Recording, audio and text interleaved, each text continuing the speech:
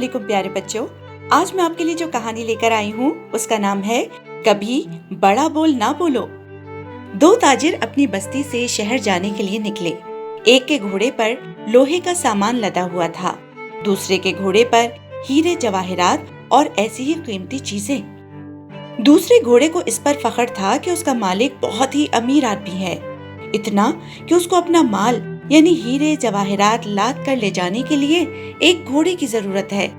اس نے پہلے گھوڑے کا مذاق اڑایا کہ تمہارے پاس تو معمولی لوہے کا فضول سا سامان ہے، مجھے دیکھو، مجھ پر کتنا سارا اور کس قدر قیمتی سامان لدا ہوا ہے، بھلا مجھ سے تمہارا کیا مقابلہ۔ بیچارہ پہلا گھوڑا اس دوسرے گھوڑے کی ان بڑی بڑی باتوں کے جواب میں خاموش ہی رہا اور سفر جاری رکھا۔ شام کے وقت دونوں تاجر ایک جنگل کے قریب پہنچے۔ اب چونکہ رات ہونے والی تھی، رات کے وقت جنگل سے گزرنا خطرناک تھا، لہٰذا دونوں نے اپنے اپنے گھوڑے جنگل میں داخل ہونے سے پہلے دو درختوں سے باندھ دیے اور اپنا ضرورت کا سامان اتارنے لگے۔ کھانا وغیرہ کھا کر دونوں نے باری باری پہرا دینے کا فیصلہ کیا۔ ابھی دونوں باتیں کر ہی رہے تھے کہ ڈاکوؤں کی پوری پلٹن نے ان پر حملہ کر دیا۔ یہ دونوں صرف دو ہی آدمی تھے، اتنے زیادہ ڈاکوؤں کا مقابلہ کس طرح کر سکتے تھے؟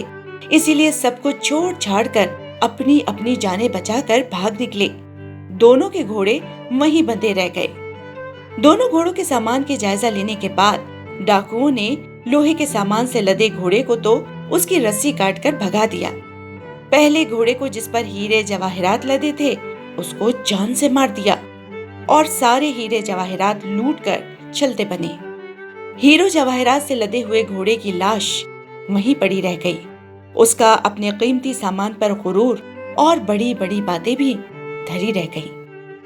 بچوں، اس کہانی سے ہمیں یہ سبق ملتا ہے کہ کبھی بھی بڑا بول نہ بولو، نہ غرور و تکبر کرو، نہ کسی کو اپنے سے حقیر سمجھو۔ ایسے غرور اور تکبر کا نتیجہ کبھی اچھا نہیں ہوتا۔